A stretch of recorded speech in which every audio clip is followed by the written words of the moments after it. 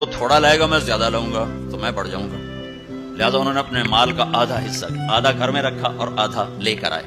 ابو بکر نے جھاڑو پھیر دیا، جو کچھ تھا وہ سارا سمیٹ کے لے آئے۔ جب دونوں پراپرٹی سامنے رکھی گئیں تو حضرت عمر کی بہت زیادہ نظر آ رہی، ابو بکر کی بہت تھوڑی نظر آ رہی، لہذا حضرت عمر بڑے اطمینان میں کھڑے کہ آج جیت خطاب کے بیٹے کی ہے۔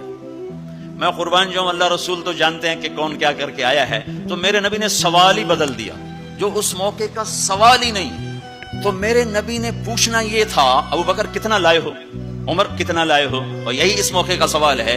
لیکن اللہ رسول جانتے ہیں کہ کس کے مال میں وزن زیادہ ہے، تو میرے نبی نے سوال بدل دیا، فرمایا عمر ما خلفت، واہ واہ عمر پیچھے کیا چھوڑ کے آئے ہو؟